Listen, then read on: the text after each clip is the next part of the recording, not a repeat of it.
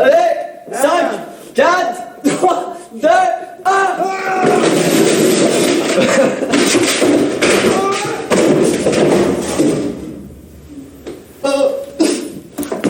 Ça va? Ouais. J'ai une petite faute de quart.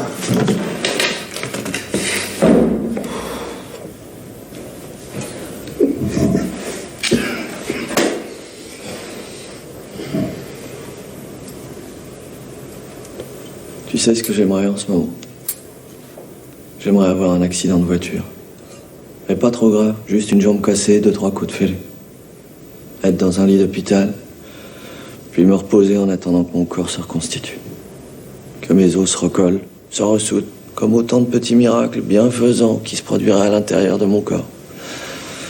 Hop, les os se recollent, hop, les côtes se remettent en place, mon œil dégonfle, ma lèvre cicatrise. Je me vois guérir, je me sens aller mieux. Puis après, t'as la rééducation. Alors là, tu sais pourquoi tu luttes. Tu sais pourquoi t'en baves. Pourquoi? Bah, pour remarcher, c'est tout, c'est simple. Et puis un jour, tu remarches, et c'est sublime. Puis tu danses même mieux qu'avant, parce que t'as les jambes un peu plus courtes que l'autre. Puis tu rencontres une gonzesse dans une boîte qui danse aussi. Tu danses avec elle et tu la baises, bordel! C'est simple, la vie est simple, c'est merveilleux. Tony. Ouais. T'as vu ça? Il se passe la même chose dans le film. Ah, t'inquiète, c'est de la merde ce film. J'ai l'impression qu'il y a quelque chose d'important. C'est quand t'as dit il est 9h, c'est ça? C'est ça qui est important? C'est vrai, remarque, 9h c'est assez important comme horaire, parce que c'est l'heure d'aller dormir. Remarque, une fois, je me souviens, il était couché vers minuit 10. Pourtant, moi j'étais fatigué après. Oh, j'y passerai des jours, des nuits, des mois s'il le faut. Ah non, de Dieu de bordel de merde. Ah, tu m'en dingue. Tu m'en fous. Ah, je suis fou. Ah, proche de Dieu. Ah, ton cul. C'est mon génie.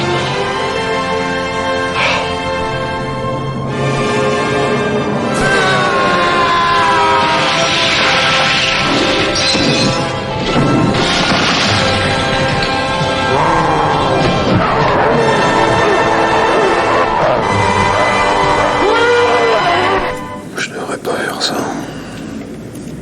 Faire quoi? Je suis là, en train de tartiner du boursin. Ça va pas. Je sens bien que je devrais vous dire quelque chose, mais je sais pas quoi. Dites-moi que vous me comprenez. Je vous comprends.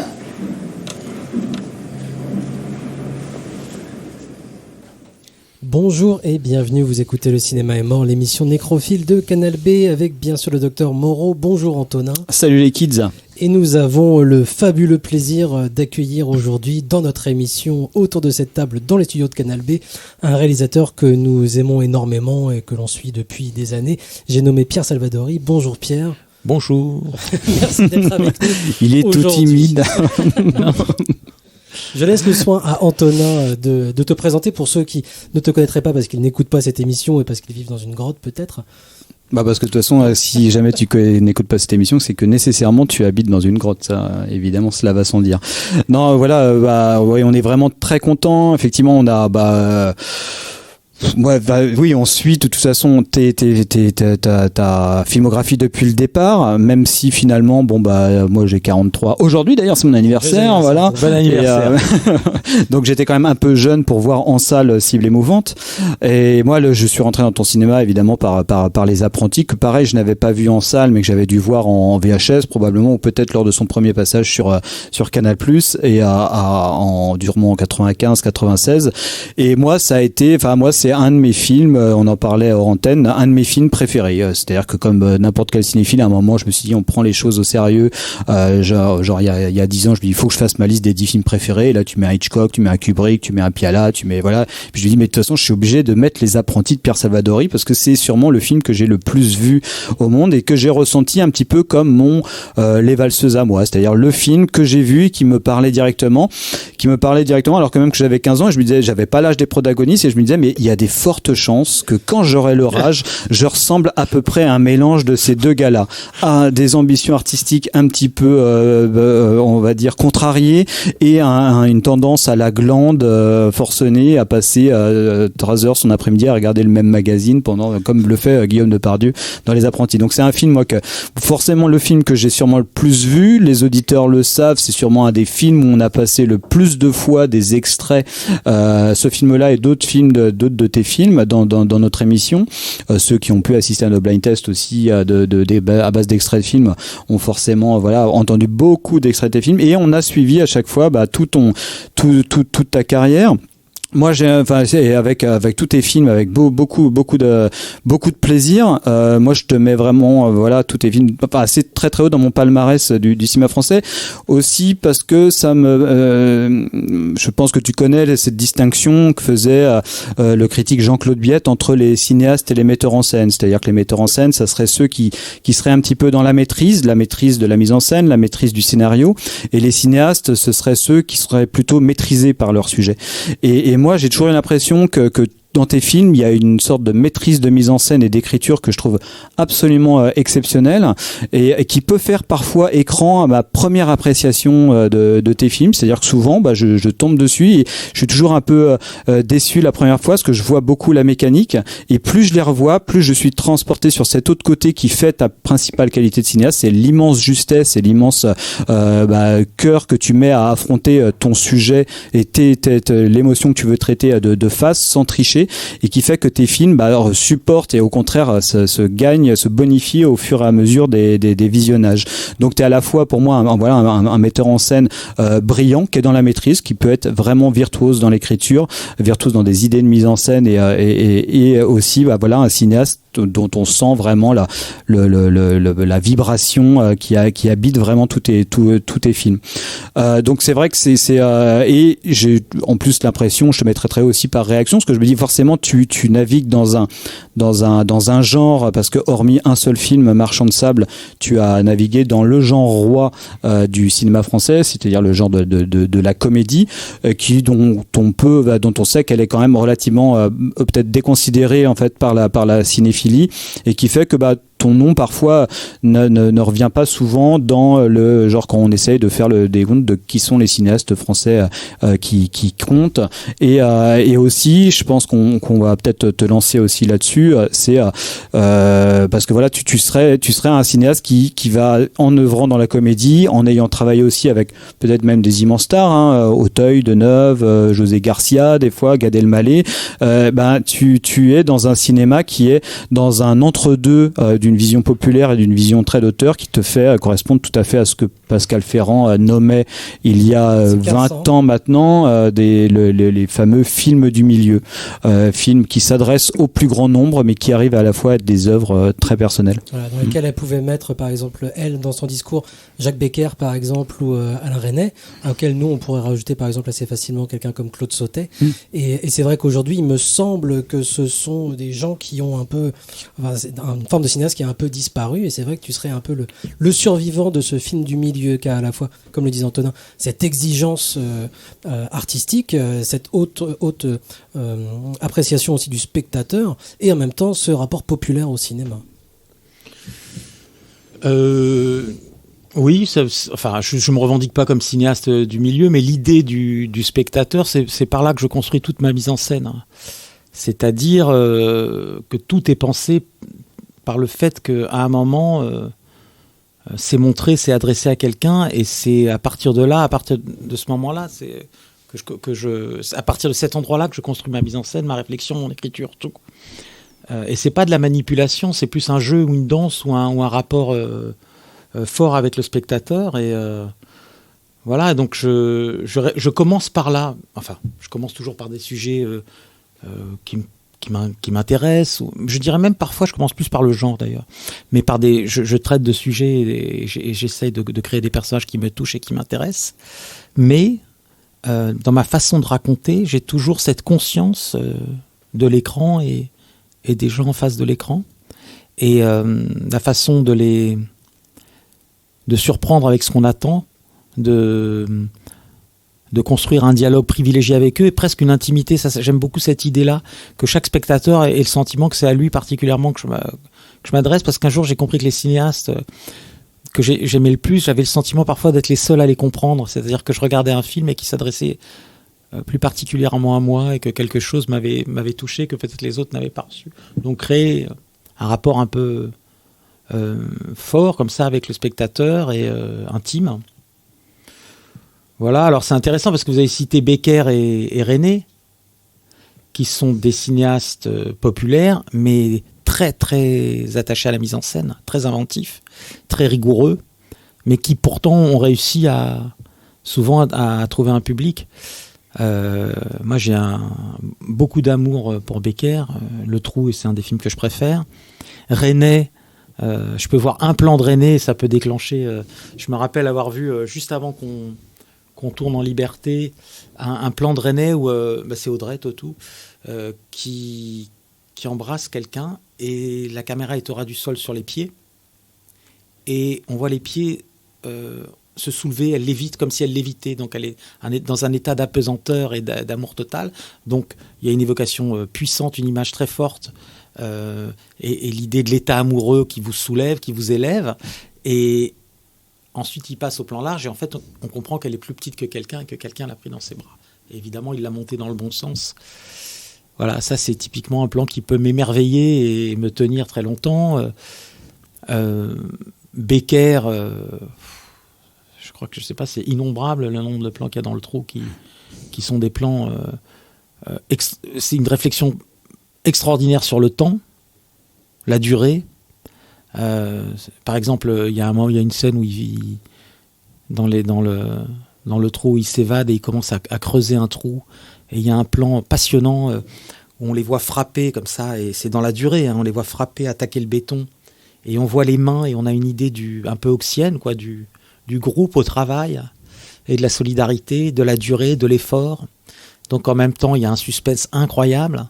Et donc ce plan très simple, au ras du sol, avec 4 ou 5 mains et un marteau qui frappe, est un plan très puissant, et donc c'est très ambitieux. Il y a une grande confiance dans le spectateur, une grande maîtrise. Donc oui, c'est typiquement des films qui ont la conscience permanente d'être regardés, qui sont pensés comme ça, créés comme ça, mais qui en même temps ont une singularité, une exigence, voilà, et l'idée d'offrir et de proposer quelque chose aux spectateurs qui soit un peu singulier, qui soit fort, qui soit poétique. Oui. Ça me rappelle parce que ton cinéma, évidemment, tu le cites souvent, c'est grand auteur de comédie Ernst Lubitsch, et Billy Wilder avait une super citation à propos de son cinéma, c'est voilà, il y a chaque réalisateur a son style, je vais essayer de la dire bien, il y en a qui disent 2 plus 2 égale 4, il y en a qui disent 1 plus 3 égale 4, Lubitsch il disait 2 plus 2 et il laissait le spectateur faire l'addition. Mais oui, c'est très intéressant, c'est-à-dire que Lubitsch, quand je parlais tout à l'heure de cette idée de créer une intimité, c'était quelque chose de très frappant pour moi. C'est-à-dire que si on va dans l'ordre, hein, la première fois que je vois un film de Lubitsch et que ça change ma vie, c'est Le ciel peut attendre. Et c'est la première fois. Alors avant, je regardais beaucoup de films indépendants américains, ça m'a marqué, avec des personnages assez forts dans des situations bouleversantes, l'épouvantail, quelqu'un qui tombe en catatonie, ou des personnages, Macadam Cowboy, la déchéance, la solitude, bon, bref.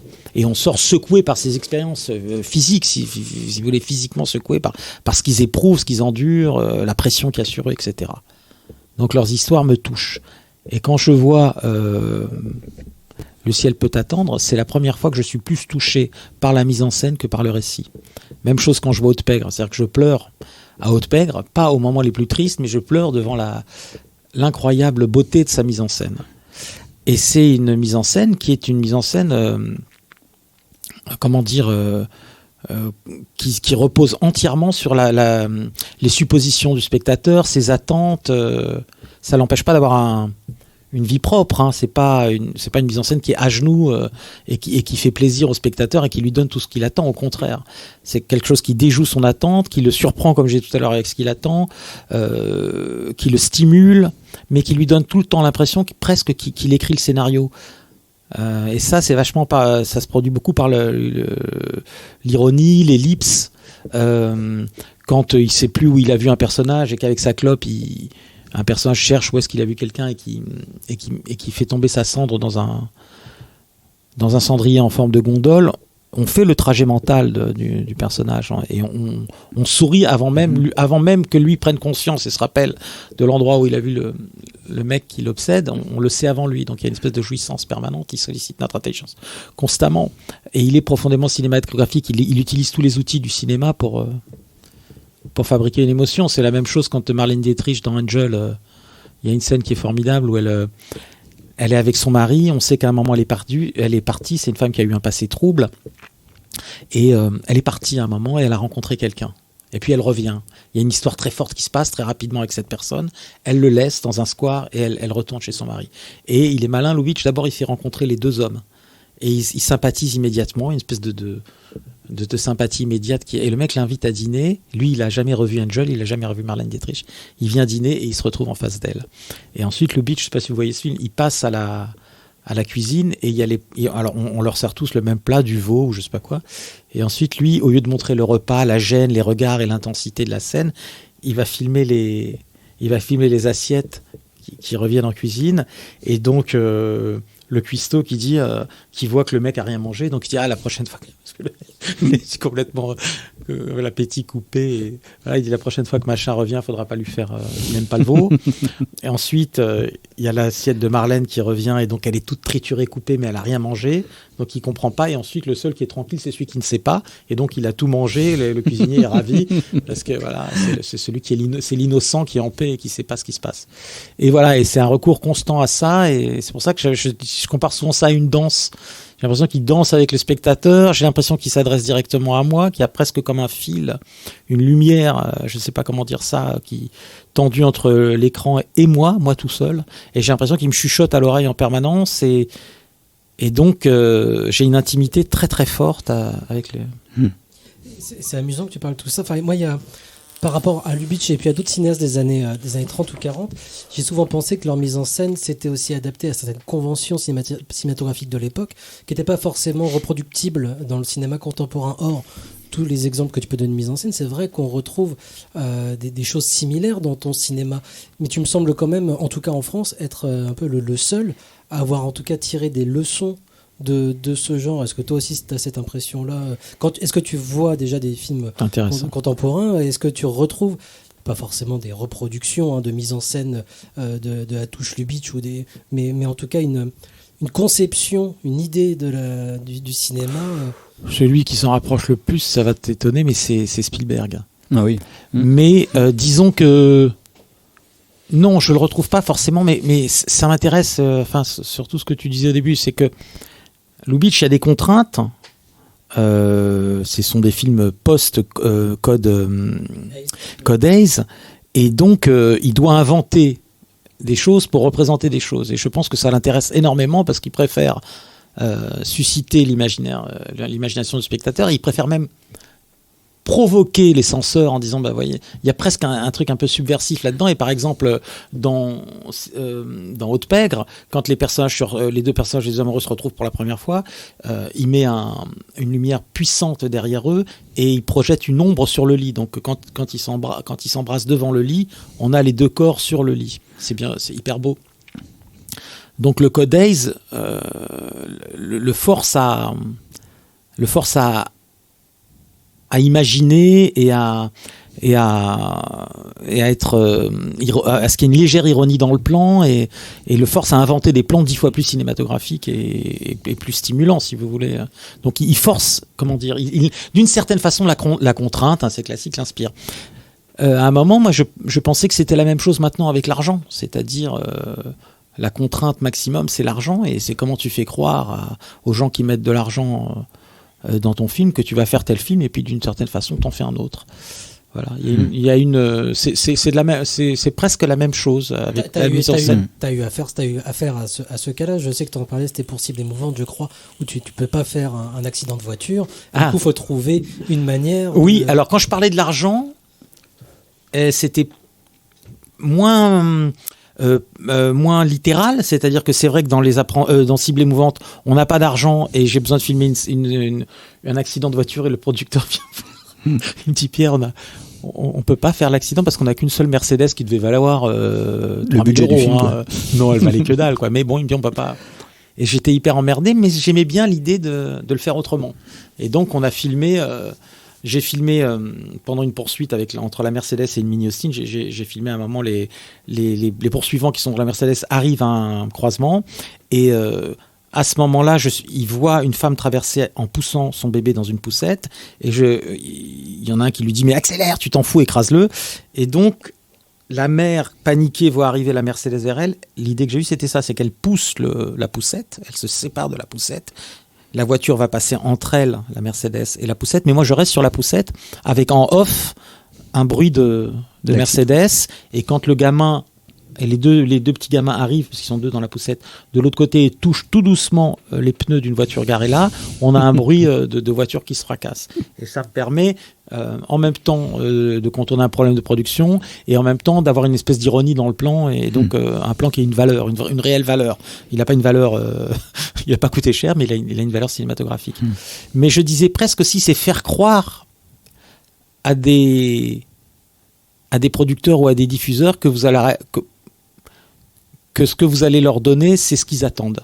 Et d'ailleurs, vous leur donnez ce qu'ils attendent, mais le film est autre chose. C'est pour ça que ça rejoint ce que tu dis tout à l'heure sur la première vision où la mécanique apparaît. Parce que la mécanique, c'est un aveu. C'est pas grave.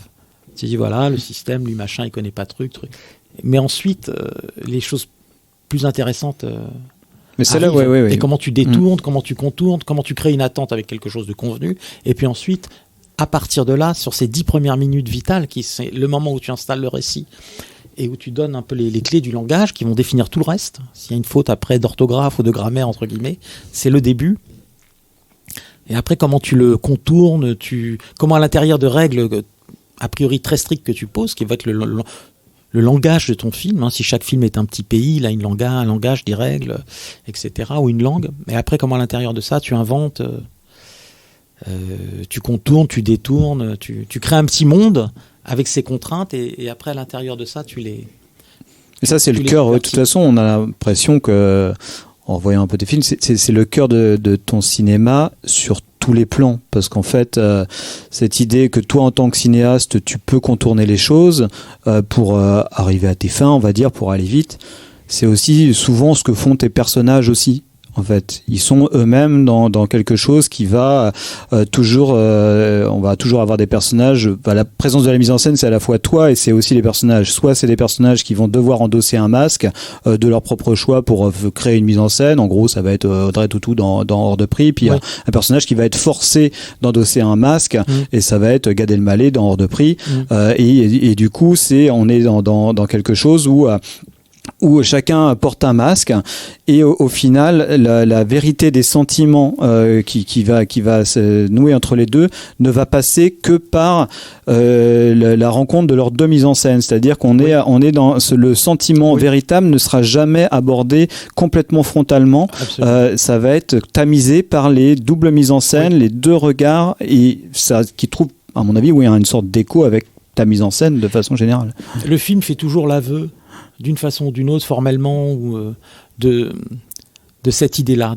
Vous êtes dans une fiction, les personnages se réinventent, se dissimulent, se cachent, tout ce que vous voulez, mais vous-même, spectateur, vous êtes face à une fiction qui s'assume comme fiction, qui vous donne, qui vous le dit d'ailleurs, les ombres chinoises. Dès que je peux, cette artificialité, je la pose, je la dépose, je la revendique, et ensuite, une fois... C'est pour ça que je dis que le vraisemblable ne m'intéresse pas, mais que la vérité m'intéresse. Une fois que j'ai posé ça, on peut accéder à des émotions nues, à des aveux très littéraux, à des paroles très parfois très posée, très simple, quand dans Les Apprentis, il se cache avec Judith Henry dans un carton d'emballage. C'est vraiment un dispositif de vaudeville. C'est-à-dire que ce personnage qui était un ami à moi dont je vous ai parlé, qui a vécu à New York, tout à l'heure on parlait un petit peu, il est dans le film, on le voit. Donc il joue le fiancé un peu brutal, un peu de Judith Henry. Il se passe rien entre eux, ils se sont retrouvés avec François Cluzet, ils parlent un petit peu, et puis lui arrive, c'est pas prévu, et il se cache dans un carton vide. Pourquoi j'ai fait ça ? Parce que je me suis dit que quoi qu'il se passe dans ce carton, ce sera drôle. Donc je pourrais aller vers vraiment une parole nue. Il lui dit qu'il a peur que la dépression revienne. Il lui dit que il aurait voulu ça. Que ce qui a été le plus difficile, ça a été l'incertitude. Il parle de l'incertitude, quelque chose qui m'intéresse beaucoup. Donc il lui dit, quand il avait vécu cette dépression, si quelqu'un avait pu lui dire que ça se terminait à un moment, ça aurait été déjà un soulagement. Il dit des choses très simples, très énoncées, sans que ce soit spécialement brillant dans l'écriture ou drôle, mais ils sont dans un carton de réfrigérateur, et il y a un mec à côté, un peu beauf, qui regarde, enfin pas beauf, un peu comme ça, qui regarde des clips. Et du coup, ça me permet ça. C'est comme j'avais écrit une scène, mais qui est pas dans un film que j'avais écrit, qui était un mec qui parlait de sa dépression aussi. Et ces deux copains qui parlent, ils font des scrims souvent. Et là, il y a un moment, il y en a un qui craque, ça va plus du tout. Et donc, il y a cette scène où les deux, ils ont le masque. Vous voyez les masques des mecs, comment on dit, des escrimeurs. Ah oui, des escrimeurs, ouais. Donc, c'est comme deux grosses têtes d'abeilles et une fragilité incroyable. Lui dit, tu comprends, etc. L'autre dit, oui. Voilà, et puis bon, cette scène, finalement... Il y a une scène comme ça dans 2 en 1 de Peter Farrelly, il me semble. Où ils sont dans le lit, les deux, il y en a un qui... Alors, c'est peut-être pas 2 en 1, mais oui, il est dans un gros costume de nounours. Ils se disent des choses très bien, et en fait, mais la scène est super drôle parce qu'il y en a un qui est dans un gros costume de nounours. C'est peut-être, je crois que c'est 2 en 1. C'est magnifique. Oui, superbe. À côté de ça, parce que ça me plaît qu'on continue de parler de mise en scène... que les personnages même mettent en scène eux-mêmes, et je pense à En Liberté, je sais que tu as déjà évoqué cette séquence-là dans d'autres interviews, mais c'est le retour de Pio Marmaille chez lui, et justement Audrey Tautou l'attend. Et donc j'espère que tout le monde a vu le film, mais elle l'attend, et puis elle est surprise, donc l'émotion n'est pas là, donc elle lui demande de recommencer. Et via cette mise en scène, via ce jeu, l'émotion vraie revient en fait, et même plus forte peut-être que... Alors, il y a des scènes dans la vie qu'on rate, il y a des films qu'on rate, on sait à peu près. Moi, j'ai toujours pensé qu'un cinéaste un peu conscient, il est comme un footballeur, il sait quand il a à peu près bien joué ou pas. Et voilà, c'est très simple, c'est un peu prosaïque, mais je le pense. Donc cette scène-là, je l'aime beaucoup. Et j'ai beaucoup lutté pour la garder, puisqu'on me demandait de la couper, etc. Donc voilà, elle attend son mec qui sort de prison, et elle pensait qu'il sortait l'après-midi, et il est sorti le matin, donc elle n'a pas pu aller le chercher.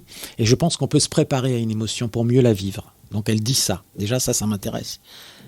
Elle dit mais non, mais ils m'ont pas prévenu, je suis pas prête. Et lui vient d'arriver, il sonne à la porte, et ces retrouvailles qu'elle a rêvées, fantasmées, dont on imagine qu'elle se les ait jouées 10 fois comme ça et rejouées, elles sont ratées. Et pour elle c'est terrible parce que c'est le début de quelque chose, et les débuts sont importants, comme dit Lubitsch. Donc elle lui dit est-ce que tu peux ressortir et revenir? Donc là, maintenant, c'est la confiance dans la fiction et l'idée que la fiction ou la poésie peut être plus belle et plus forte que le réel. Et elle lui demande de sortir et de revenir. Elle sait ce qu'il va faire, et pourtant elle va réussir à être bouleversée par ce jeu. Alors il y a aussi l'idée que dans l'intimité, il faut constamment renouveler la fiction, le jeu, la poésie. J'avais vu ça d'ailleurs dans un court-métrage tchèque des années 60, où un jeune mec revenait du service militaire et sa copine lui faisait croire qu'il y avait un amant, et il le savait, et il jouait à y croire, et j'avais trouvé ce petit court-métrage merveilleux. Et il y avait cette idée qu'on peut enchanter son propre quotidien. Et puis aussi, il y a un truc sur tout simplement le cinéma lui-même. Puisqu'elle lui dit refais-le encore, reviens, arrête-toi au milieu, comme moi je pourrais dire à un acteur, je pourrais demander, ça pourrait être une demande que je ferais à un acteur, arrête-toi au milieu comme si tu avais peur que peut-être ça se passerait pas bien. Et donc elle lui demande de le refaire, de refaire une prise. Il le fait, et il le fait tellement bien qu'elle y croit et qu'elle s'inquiète réellement. Là, on est, si vous voulez, aussi un peu dans du mélodrame. Et puis ensuite, enfin, alors que j'ai mis le spectateur dans la confidence, c'est-à-dire le spectateur sait que ce couple joue à se retrouver jusqu'à être réellement heureux de se retrouver, on a quelqu'un qui ne sait pas ce qui se passe et qui regarde à travers une haie ce qui se passe, parce qu'elle surveille Pio Marmaille. Et donc c'est Adèle Haenel qui le regarde. Et là, du coup, je refilme encore une fois la même scène, mais d'un point de vue différent. Et en changeant ce dispositif, ça change la nature de la scène, puisque ça devient une scène de comédie, puisqu'elle ne comprend pas ce qui se passe. Elle le voit qui fait des allers-retours constants. Donc, Si vous voulez, toute cette scène n'apporte absolument rien au récit, parce que j'ai toujours dit qu'en Liberté, il n'y avait pas d'intrigue, alors que le producteur, quand il l'avait lu, il m'avait dit non, je vais pas le faire.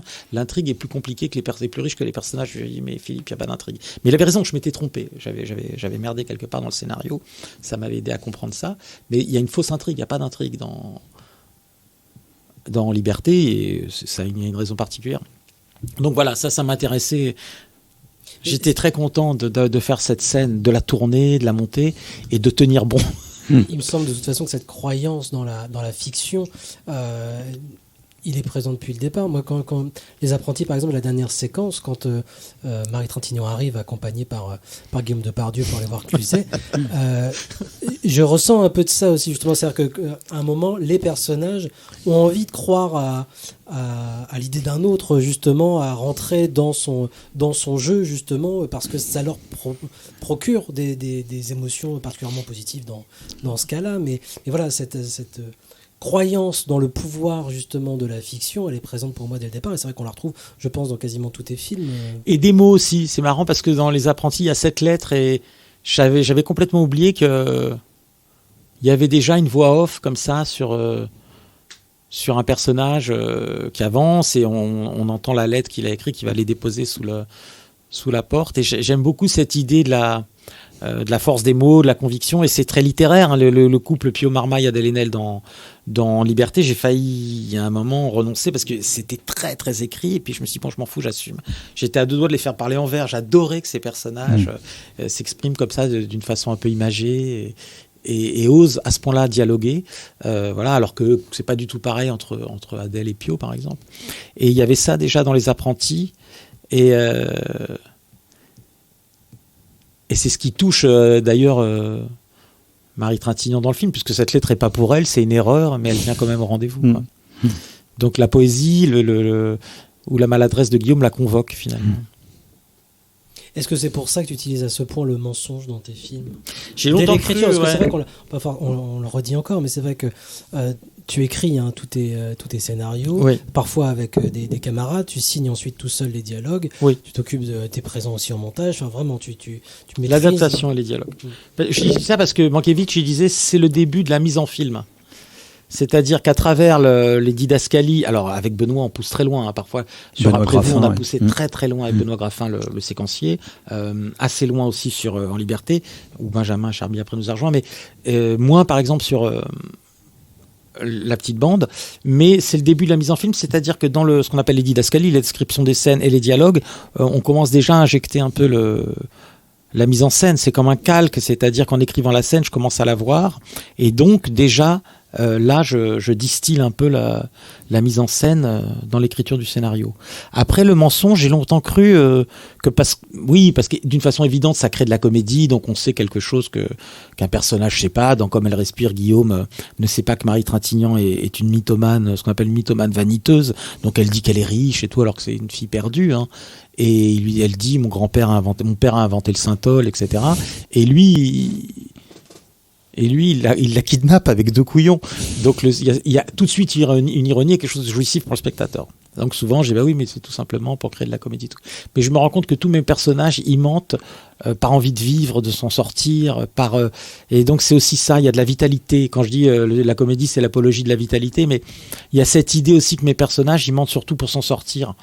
Pour entrer dans l'hôtel, quoi. Souvent c'est des personnages un peu pas de marginaux mais d'outsiders et de gens qui aimeraient bien en faire partie. Comme dans les films de Chaplin, il y a à l'entrée des hôtels, il y a les portes à tourniquet, je sais pas.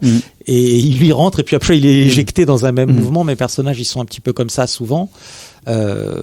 Mais c'est ce qui distingue, par exemple, parce que c'est vrai qu'on pourrait croire comme ça, bon voilà, Pierre Salvadori, il va prendre le calque Lubitsch et puis il va l'appliquer sur un truc contemporain, voilà, et puis c'est un pastiche. Mais c'est en ça, on a déjà un peu débrossé le fait que forcément cette mise en scène toujours un petit peu biaisée correspond un petit peu à ce qui se passe entre les personnages. Mais il y a une différence aussi fondamentale, c'est que chez Lubitsch, on est quand même en face de personnages qui sont eux des forces de vie qui sont plutôt dans la maîtrise, j'ai l'impression. Pas à chaque fois, mais un petit peu ça. Toi, il y a un cœur assez noir dans ton cinéma. C'est-à-dire qu'on est quand même en face de personnages, tu l'as dit un petit peu, c'est des inadaptés. En souvent, ou des suradaptés, des gens qui jouent peut-être un peu trop avec les c'est le cas d'Audrey Tautou dans Hors de prix, qui va être une suradaptée dans le sens où elle a compris les règles du jeu, mais qui se perd elle-même à force de jouer avec brillamment avec les règles du jeu. Gad Elmaleh, lui, au contraire, est vraiment celui qui va essayer d'atteindre à la maîtrise de ces règles du jeu. Mais au final, toi, quand je disais qu'il y a une sorte de cœur un peu noir, c'est que effectivement il peut y avoir ces aveux qui vont se faire entre les personnages, une histoire d'amour qui va éclore, mais on est quand même en face de ces dynamiques de ces personnages. Il y a la société à côté et ils vont pas réussir totalement à la rejoindre, quoi. Ouais. En fait, j'ai fait moi j'aimais beaucoup et j'aime toujours beaucoup la comédie italienne. À un moment j'allais beaucoup avec mon père en Corse. C'est très présent.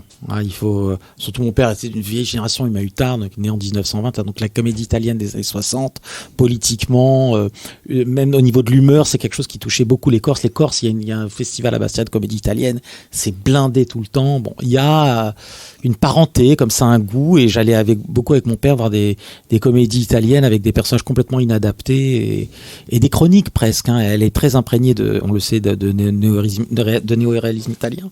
Et on disait que la comédie italienne prenait son époque en flagrant délit d'une certaine façon. Et ça m'avait toujours beaucoup touché. Et donc c'est comme si à un moment je me partageais un peu entre ma fascination et mon amour pour le langage de Lubitsch, pas forcément pour ses thèmes ou pour le monde dans lequel évoluent ces personnages, quoique Haute-Peg, c'est quand même deux voleurs qui essayent de vivre dans le grand monde et qui retournent à leur propre monde, qui sont remis à leur place et qui choisissent leur place d'ailleurs et qui sont heureux d'y retourner. Il pourra pas être avec une femme riche finalement. Mais bon, si vous voulez, la sophistication, la mise en scène, la délicatesse, la poésie, les outils du cinéma dont on parlait, tellement bien utilisés, l'ironie permanente, bon, tout ça fait que il y a une partie de moi qui adore ce cinéma-là. Qu'on pourrait qualifier de cinéma de la maîtrise absolue. Et puis, il y a un cinéma qui me touche énormément. Peut-être, on parlait du cinéma indépendant américain, j'ai jamais vraiment oublié l'épouvantail et ces deux personnages, comme Laurel et Hardy au début, Gene Hackman et Al Pacino, qui font du stop sur une rue, sur une route abandonnée, comme ça, déserte, et qui une espèce de pantomime comme ça au début assez drôle. Ça pourrait être du Laurel et Hardy, qui sont des clochards, ou des gens plus fragiles, et voilà. Alors moi j'ai toujours fait un cinéma très autobiographique. L'autobiographie, elle est très dissimulée dans Hors de prix, puisque Audrey Tautou c'est moi, comme dirait Flaubert. mais Gad Elmaleh aussi. Et puis des choses où c'est plus direct, où c'est franchement direct. Ça, c'est marrant, parce que je me rappelle de il y a un film de toi que j'adore, c'est Dans la cour, le film que tu as fait avec, entre autres, Catherine Deneuve et Gustave Carverne. Et je me souviens que dans les interviews à l'époque, tu disais, mais moi, quand j'ai commencé à écrire ça, pour moi, c'était pas une comédie. Au contraire, je voulais aborder frontalement la dépression. Mais ma nature m'a repris, m'a rattrapé, et j'ai tourné ce scénario qui, pour moi, était très noir, en comédie. Une partie, en tout cas, tout le début, c'est drôle quand il arrive et que c'est l'histoire d'un... En fait, j'ai toujours eu ça avec moi, cette envie d'abandonner, d'arrêter. Ce que Alain Juppé appelle la tentation de Venise. Qu'est-ce que j'appelle... On est dans une émission où cite Alain Juppé. Est-ce que j'appelle la tentation de l'alcool et de l'abandon et de tout ce qui va avec, et du renoncement, et stop, quoi. Parce qu'il faut toujours trouver une nouvelle histoire, il faut toujours... c'est parfois terrifiant, quoi. Et je me rappelle qu'un jour, je me promenais un peu après Les Apprentis, qu'il y avait un garage où il cherchait, il y avait marqué vraiment ça, et j'étais descendu, parce que j'étais comme lui, je voulais me reposer et me dire, j'aimerais bien, comme exactement le personnage de Sami Boccia, voilà, ouais. Vraiment songe, ouais. J'ai fait ça, moi je suis rentré dans le garage et puis je suis jamais retourné, mais c'est quoi que vous cherchez, je sais pas quoi, machin. Donc c'est quelqu'un qui cherche le repos, et puis que sa condition d'artiste à lui va rattraper, comme dans il y a un très beau film d'Al-Ashby qui s'appelle avec David Carradine qui joue ce musicien, Bound for Glory. Je trouve qu'il y a une proposition, un sujet assez intéressant, c'est-à-dire qu'au départ le mec est vous savez, quand il appose ses mains, quand il peut guérir des gens, c'est un guérisseur, c'est un healer, Et je pense qu'il y a une métaphore, mais que c'était vrai, qu'il était ça. Puis ensuite, la crise l'a poussé à quitter sa ville. Et puis il est parti, il est devenu un chanteur engagé, politique. Mais je trouve que c'est assez intéressant, cette idée qu'avant d'être un artiste qui apaisait d'une certaine façon, il était quelqu'un qui calmait les gens. Il va parler à une vieille dame qui est en train de devenir folle. Il la calme, etc. Et il peut pas échapper à cette condition-là. Quand il va partir, il va continuer à faire ça, mais autrement. Et là, Gus, c'est pareil. C'est-à-dire que Gustave, il joue pas, il veut arrêter la musique, il en peut plus. Et puis finalement, il arrive et il y a Catherine Deneuve qui est dans un état pas possible et il va l'apaiser.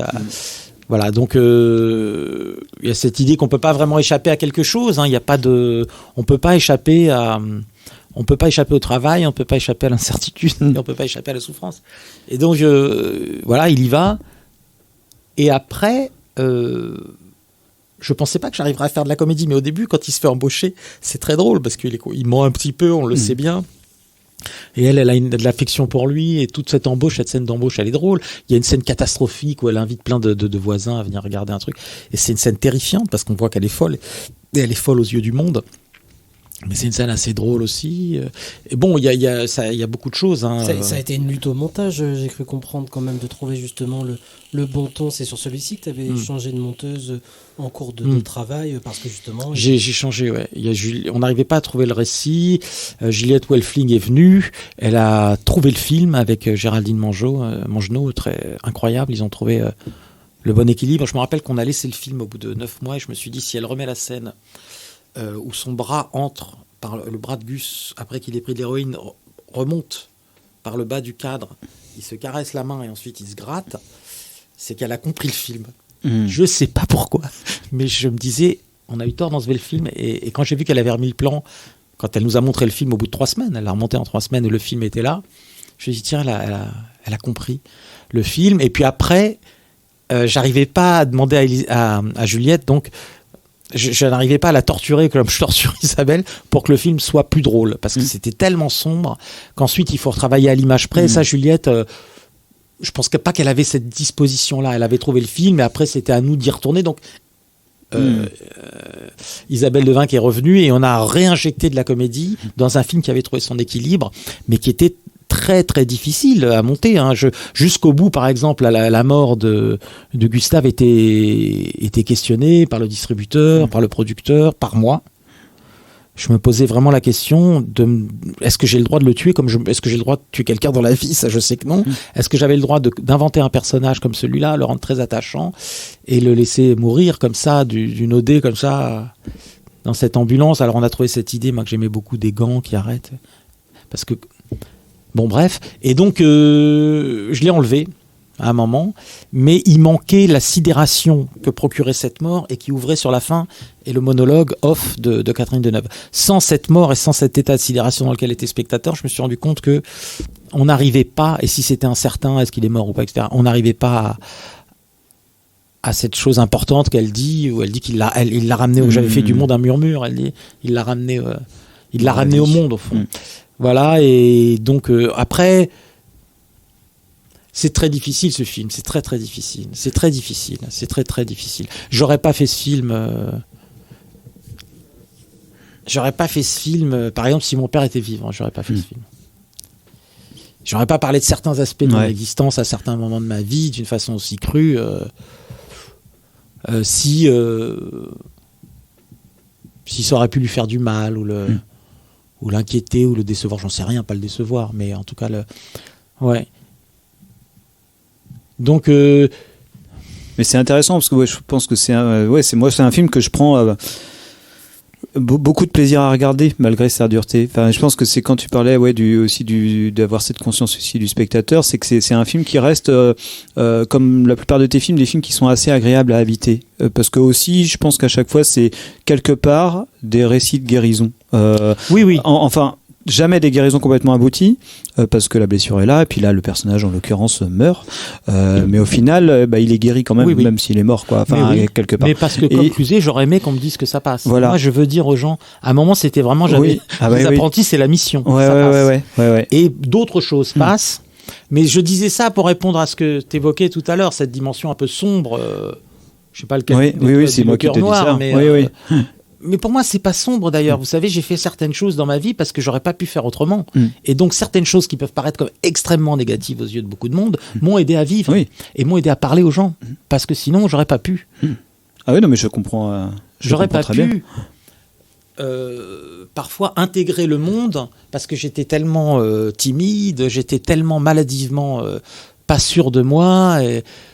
Que certaines choses m'aidaient à plonger dans la piscine, quoi. Sinon, j'étais un silencieux.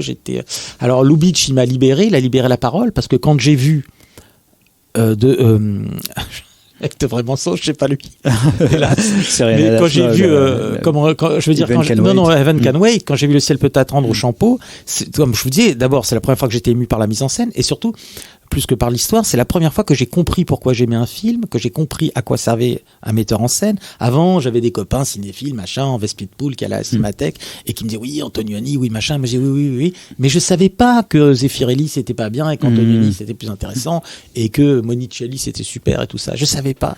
Je disais oui, mais je savais pas. Et puis tout à coup, lui, mon copain Lubitsch, là, moi, je vois son film, et je comprends tout, je comprends à quoi sert un metteur en scène, je comprends que tournée par quelqu'un d'autre, la scène, elle aurait pas été comme ça, il y aurait pas eu peut-être 10 minutes sur ce qu'un autre aurait filmé en 2 secondes, mais une jouissance à filmer, ce que lui filme en 10 minutes et parfois une expédition, voilà. Tout ça, le ton, la langue, tout ça, le style, que faire un film, c'est avoir un point de vue, un style, etc. C'est lui. À partir de ce moment-là, je peux parler. C'est-à-dire, comme je peux expliquer pourquoi j'aime, ça a libéré ma parole. Je me suis dit, si je comprends, c'est que j'ai peut-être des choses à dire, je peux en parler. Et à partir de là, déjà, si vous voulez, comme être humain sur Terre, je me porte un peu mieux parce que je pense que j'ai un peu plus le droit à la parole, que j'arrive à parler et tout. Alors qu'avant, c'était catastrophique. Ton cinéma, il est aussi peuplé de gens qui sont habités par le syndrome de l'imposteur un peu. Qu'est-ce que tu peux décrire aussi quelque part? La peur d'être au monde avec les autres, la légitimité. Mais moi après c'est vrai que ce truc, je voulais revenir moi sur ce côté récit de guérison parce que c'est quelque chose que j'aime beaucoup parce que par exemple moi je trouve que là il y a beaucoup de personnages de dépressifs dans tes films et tout ça. Enfin particulièrement peut-être pas tant que ça finalement, mais je pense que évidemment dans Les Apprentis, mais dans En Liberté aussi, dans La Cour évidemment. Et chaque fois il s'agit peut-être de les ménager une place vers le truc de la guérison, et j'ai l'impression qu'en tout cas ce truc du personnage dépressif qui va être guéri par le film, ce qui sont vraiment des récits de guérison assez classiques. Moi, j'ai souvent l'impression qu'au cinéma, les gens ils trichent avec ça.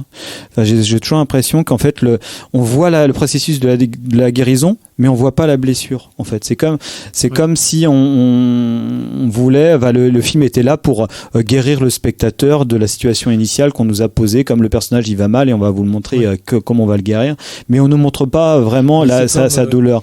Et toi, j'ai l'impression que là où je trouve que c'est toujours juste, c'est que tu triches pas avec ça. Je me rappelle que à la même époque, il me semble qu'en Liberté, il y avait eu ce film Le Grand Bain qui était que des personnages dépressifs. Je me disais, le film il triche. On les voit pas vraiment dépressifs, on les voit pas on les voit pas avoir mal. Le film ne gratte pas là-dessus. On voit pas qu'à quel point la dépression peut rendre un personnage des fois antipathique, quelqu'un antipathique, égoïste et tout ça. On voit pas, ça gratte pas. Et par contre, le film, il montre leur guérison, mais il ne montre pas la plaie. Ça, ce qui peut trouver un écho aussi avec cet extrait des Apprentis où le mec Cluzet dit qu'il a envie de se sentir guérir et de sentir sa plaie aussi. Et ça, je trouve ça très beau. Il y a filmé les choses, il y a une idée des choses ou les choses. Et c'est comme quand dans une histoire d'amour, à un moment, on veut que 2 personnages, tout à coup, il y a une complicité qui se crée ou un amour qui arrive et on les monte sur la plage avec de la musique, on les voit qui parlent et ils font ils rigolent. Moi, j'exagère. Et parce que c'est trop dur de leur trouver des affinités, de construire des dialogues et on sent qu'ils vont se trouver. Et ça, c'est toujours très très difficile quand on fait un film de se dire tiens, qu'est-ce qui fait que ces 2 personnages vont se toucher l'un l'autre et de trouver comment quelqu'un n'est pas juste un horizon, d'abord est un personnage avant d'être un horizon pour quelqu'un, et une fois qu'il se trouve réussir à synthétiser en quelques scènes la raison qui fait que il y a la naissance d'un amour, ou alors, et la même chose pour la dépression ou la douleur. Donc à un moment, moi j'ai été très frappé, très marqué par ça, parce que j'ai fait une dépression très très grave entre 87 et 89. J'étais très jeune, je faisais beaucoup d'excès encore à l'époque, et à un moment je suis parti loin pendant 2 ans, quoi. Et j'ai eu peur de devenir fou, j'ai eu peur de jamais retrouver ma santé mentale. Enfin, c'était horrible, quoi. C'était atroce. Et j'ai fait une dépression très grave. Et après, alors, on dit tout le temps qu'il faut du temps. J'ai mis beaucoup de temps. On a la peur de la rechute, toutes ces choses-là. Mais après, j'avais le sentiment d'être investi. J'avais réussi à m'en sortir. J'avais réussi à trouver une idée qui m'en sorte. Parce qu'à un moment, on est sec. On n'existe plus. Je disais tout le temps, j'ai perdu mon insouciance. J'étais plus terrifié. J'étais plus dans les attaques de panique. Mais je n'existais plus, si vous voulez. Et j'arrêtais pas de dire, j'ai perdu mon insouciance. Et puis un jour, j'ai une copine qui m'a dit, bah ouais, mais ça, typiquement, c'est comme un pucelage. J'oublierai jamais. C'était très. Elle m'a dit ça de façon un peu violente. Donc, où tu guéris, où tu crèves, ça se récupère pas, l'insouciance. Donc, invente à partir de là. Oh, j'ai resté comme un con et je me suis dit, il faut que je trouve quelque chose, c'est pas possible. Il faut que je vive, je suis pas croyant, je suis pas machin. Et il y a un concept, une idée qui est là autour de la gratuité qui m'est venue comme ça après avoir être resté assis 3 jours, j'exagère, je rigole, mais genre en position de moine dans un jardin. Donc je me suis dit, il faut que je trouve quelque chose. Et il y a cette idée, on est dans des états dans ces cas-là, mais autour de la gratuité d'ailleurs qui est dans un film je savais pas, mais je l'ai retrouvé dans un film de Douglas Sirk qui s'appelle Le Secret Magnifique. Bon, il y a un truc qui m'a un moment, une idée comme ça que je me suis forgé tout seul et puis voilà, pendant 10 ans, parce que je pense qu'à un moment tous les 10 ans faut se réinventer un peu, qui m'a sauvé, quoi, et où j'allais super bien, j'allais beaucoup mieux, très très bien. On est reconstruit, on est fort parce qu'on s'en est sorti, parce que dès qu'on sent les trucs qu'on connaît maintenant, on a le vaccin. Et j'avais envie de parler de ça. Je voulais tout le temps, je ne voulais parler que de ça. Comment continuer à vivre, quoi. Et donc j'ai fait les apprentis. J'en ai parlé vraiment très directement dans les apprentis, mais je savais vraiment de quoi je parlais. C'est-à-dire que quand il dit putain, je voudrais comprendre ma douleur, c'est-à-dire que moi c'était terrifiant de savoir qu'il y avait une douleur indicible, profonde, horrible, une panique permanente, mais que ça se voyait pas, personne ne pouvait la comprendre. Et moi-même, j'imaginais pas que le crâne de quelqu'un puisse être aussi profond, que les abysses puissent aller aussi loin, et que dans je sais pas combien de mètres cubes fait un cerveau ou centimètres cubes, au fond il y a des abysses incroyables. Et donc, il dit, moi, je voudrais comprendre ma douleur parce que je comprenais pas. Enfin, je savais que j'avais été démoli par des substances, mais combien de temps ça dure? Est-ce que ça se répare? Est-ce que ce machin, c'était horrible, quoi. Et donc, j'ai écrit là-dessus sur l'idée que je rêvais d'une douleur physique tangible et compréhensible. Je rêvais de quand il dit, j'aimerais bien avoir un accident de voiture et parce qu'il dit, je voudrais me sentir guérir, sentir mes os se recoller, etc. Moi, je ne voyais pas arriver la guérison. C'est pour ça qu'à un moment, il y a aussi, Judith Henry, elle lui dit, tu sais, ça passe, quoi. J'aurais tellement voulu qu'on me dise ça à un moment.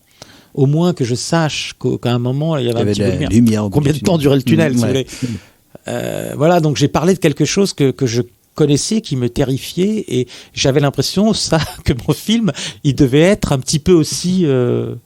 il devait avoir cette fonction un petit peu curative, si vous voulez, comme un Doliprane. Ouais. Quoi. Bon. Voilà, mais j'aime beaucoup cette idée parce que je le dis souvent que les comédies aident à vivre et que les films aident à vivre. Est-ce que c'était... j'ai relu que tu avais cité une phrase de peut-être sur Serge Dadet, je ne l'ai pas retrouvée moi-même. Les films devraient refléter la possibilité d'être un humain sur Terre. Est-ce que c'est... Est-ce que ça rentre justement pour toi dans Alors, je me suis rendu compte qu'il n'avait pas dit exactement ça. C'est ce dont je me suis souvenu, parce que j'ai lu le truc. C'est parfois plus intéressant, la façon dont tu te souviens. Non, mais en gros, c'est ça. Hein. Les films devraient refléter la possibilité d'être un humain sur Terre. Ça m'a jamais quitté. Jamais quitté. C'est-à-dire que, d'abord, je pense que quand on fait des films, ça demande une telle énergie, une telle croyance, que c'est difficile de professer le contraire dans le propos, que le propos du film, forcément, doit refléter un peu quand même... cette croyance, même si c'est difficile, même si c'est douloureux, devrait refléter la possibilité d'être un humain sur Terre. Ça sous-entend que c'est pas facile. Donc, comme faire un film, c'est pas facile, mais ça demande de la croyance, ça demande une forme de vitalité. Donc, j'aurais du mal à faire des films totalement sombres et nihilistes. J'ai une croyance, voilà, et j'ai traversé des moments difficiles, mais j'ai toujours eu cette énergie de vouloir être heureux, quoi. Encore maintenant, de trouver à chaque fois une nouvelle raison, une nouvelle façon de l'être, parce qu'on mute constamment. Notre corps mute, nos croyances, nos amours, nos vies mutent, et donc il faut constamment rethéoriser, réinventer, réenchanter. C'est de ça que parlent pas mal mes films aussi. Oui, carrément. Oui. Ouais, c'est très visible. C'est ce dont ce qu'on a pas mal évoqué là depuis quelques temps. Mais oui, de toute façon, il y a vraiment une sorte pour ça c'est marrant parce que tu pourrais te dire mais Salvadori c'est quoi? C'est la pétillance, c'est la sophistication, c'est la fantaisie, il y a un côté on pourrait presque croire oui c'est du cinéma mini doux quoi, mais en fait non, il y a les deux, enfin il y a les deux côtés. Mini doux ça me ferait. Ouais, bah oui. C'est comme quand quelqu'un me dit j'ai vu ton film c'est super sympa. Oui ça c'est dur. C'est comme si on me poignardait mais. Non mais mais je pense que voilà tel qu'on peut ce côté un petit peu justement sophistication peut convoquer ce genre d'idées qui pourrait arriver, alors qu'en fait non, et moi c'est ce que j'aime beaucoup, et c'est que la façon dont tu t'en le sujet en fait que t'as, la base, l'émotion qui peut être le trouble que tu as pu ressentir qui a été la naissance du film, il y a ça, et ça peut pour finir permet de nous amener de parler de ton dernier film, La Petite Bande, parce que moi c'est ce que j'ai beaucoup aimé dans La Petite Bande, parce que j'ai toujours l'impression que dans les films pour enfants, au contraire, on essaye de gommer toutes les aspérités. Enfin, dans les films pour enfants contemporains, les dessins animés aussi, surtout d'ailleurs, on est plutôt dans un truc où la mort n'existe pas. Je parle même pas des... Évidemment, il y a plein de contre-exemples, mais on sait que même pour ceux qui font du dessin animé à destination de la jeunesse pour des chaînes et tout ça, ils ont des bibles qui disent bien que attention, il y a certaines thématiques qu'il peut pas aborder. Même un Walt Disney de type Le Roi Lion avec le père qui meurt, que ça soit aussi traumatisant que dans Le Roi Lion, c'est juste plus possible de le faire parce que c'est très dur. Et je me dis quand La Petite Bande est sortie, je me dis voilà un film qui va peut-être faire grincer quelques dents de parents, parce que oui, il y a quelques scènes qui sont durs en fait, qui peuvent, où il y a une peur panique des fois chez les parents, genre je vais pas lui montrer ça va le traumatiser. Je dis les films ils sont aussi pour faire que les enfants se confrontent à leur propre traumatisme et le trouvent un miroir à ça. Non pas que ton film est hyper dur, La Petite Bande, mais par contre il ne triche pas avec le malaise de son personnage de Aimé. Au début on peut croire qu'il va mourir dans l'eau. Il triche pas avec les émotions traversées par ses enfants qui peuvent être très très très dures quoi. Non, et d'ailleurs souvent c'est marrant, c'était plus les parents qui sortaient un peu choqués. Ah oui, c'est l'expérience que j'ai eue en travaillant dans une salle. Ouais. Alors je pensais pas à ce point-là. Je me dis j'ai dû merder quelque part, j'ai peut-être été trop loin, j'ai été peut-être trop désinvolte. Mais bon, je pensais pas ça. L'enfance, elle peut être très douloureuse, elle peut être violente. Et puis après c'est aussi un conte, c'est-à-dire que je sais pas si j'ai suffisamment bien montré ça, c'est normalement le personnage c'est un ogre, il y a une scène derrière une bâche bleue où on lui a construit des cornes avec un système d'ombres chinoises, et comme il y a des branches derrière lui, ça lui décide et que le monde dans les contes est habitable le monde, est de nouveau habitable quand l'ogre disparaît. Donc nous, on voulait aller au bout de cette idée, et puis il y avait une espèce d'ironie, de quelque chose un peu sombre à la fin, et on me disait, certains m'ont dit c'est pas moral, mais je leur disais mais l'ironie est une morale. Je suis désolé, il boit l'eau de la rivière. Mais voilà. Bon, je vais pas raconter la fin, il y a pas beaucoup de gens qui l'ont vu. Donc l'idée du film, alors là, ça m'intéressait beaucoup. Alors on parlait un peu de Rio Bravo tout à l'heure. Moi, je voulais vraiment faire un film sur comment apprendre à vivre et à se battre ensemble.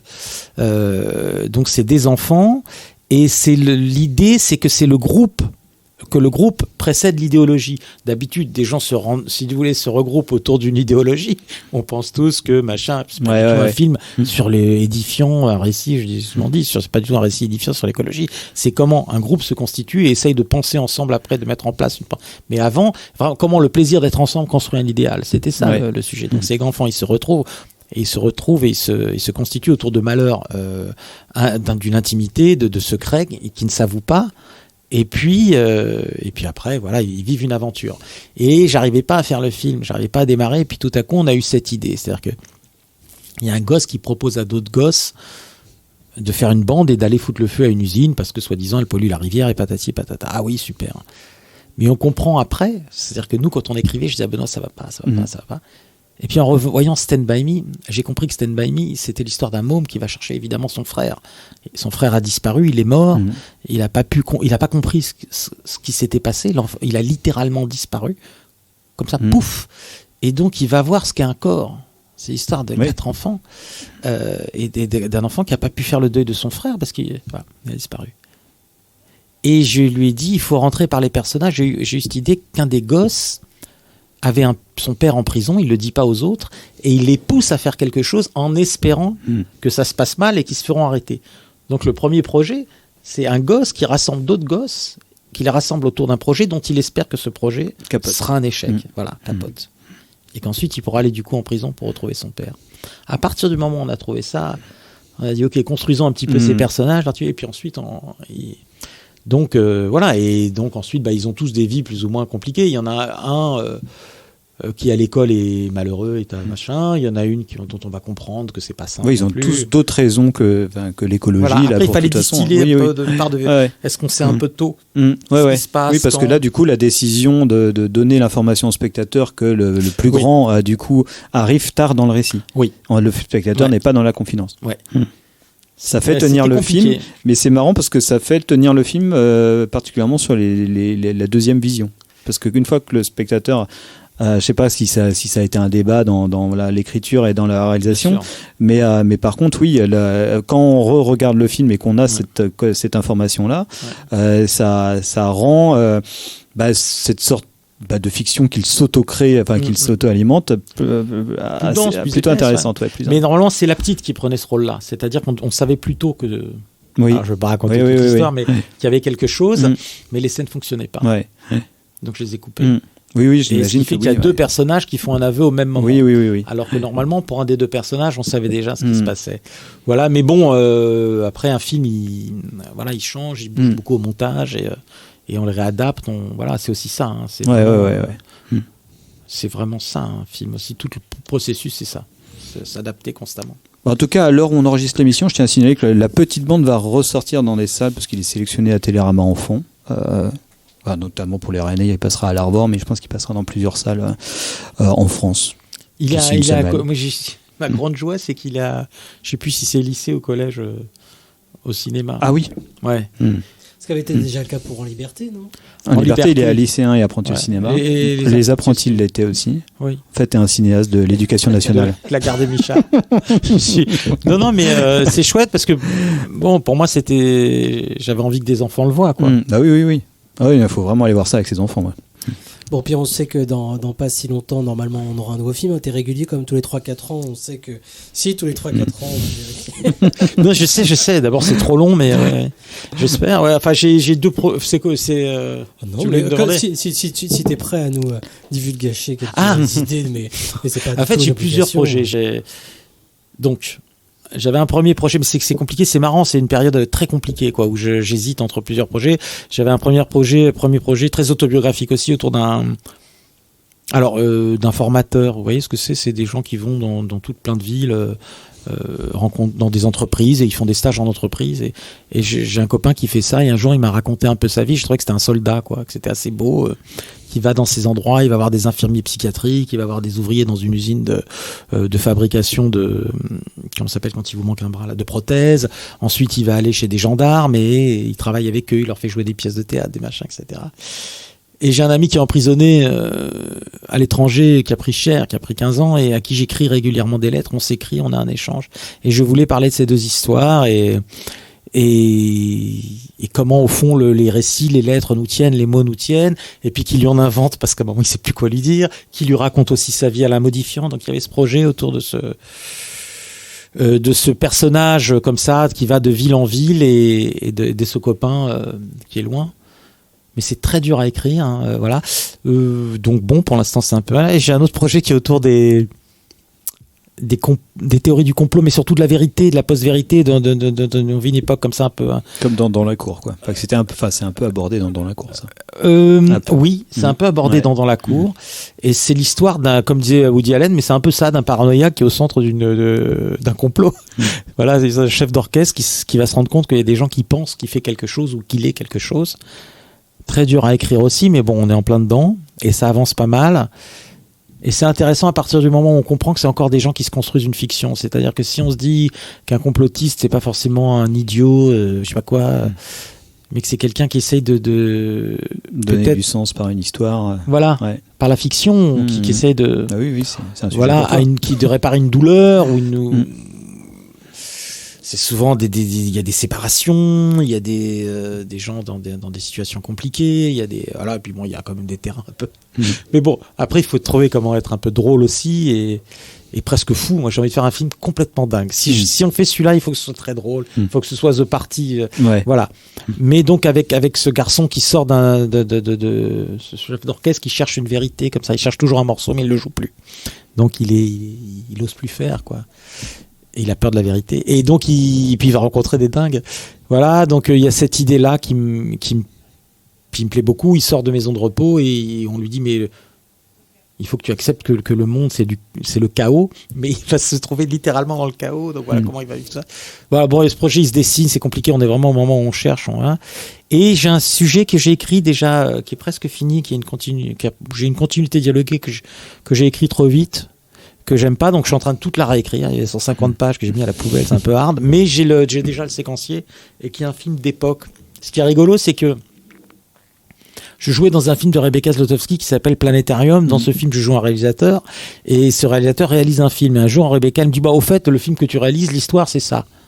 Et j'ai dit, waouh, c'est super bien l'histoire. Ah ouais, c'est super bien cette histoire, voilà, cette histoire d'une femme qui fait croire à un mec, à un veuf, qu'elle peut le mettre en contact avec sa femme disparue, et qui, ce faisant, tombe amoureuse de lui, et donc devient si vous voulez, elle devient sa propre rivale, puisque elle dit les mots de la morte.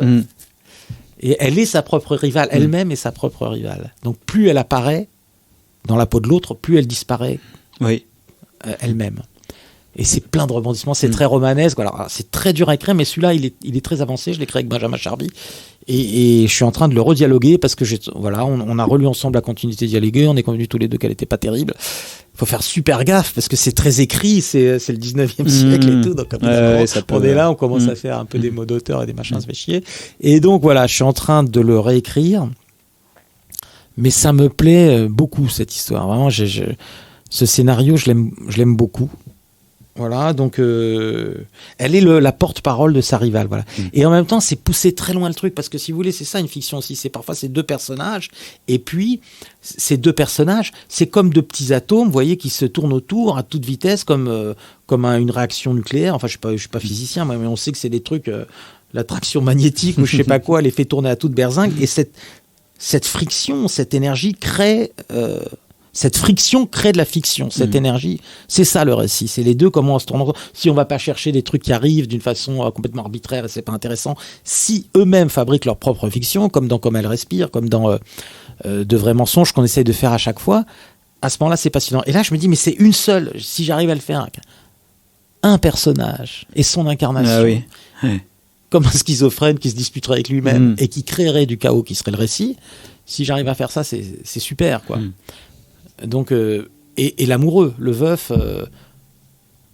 ça donne un rapport très ambigu avec la porte-parole, avec son corps, voilà, et puis le poids des morts, tout ça, ça me plaît beaucoup, beaucoup, beaucoup, beaucoup.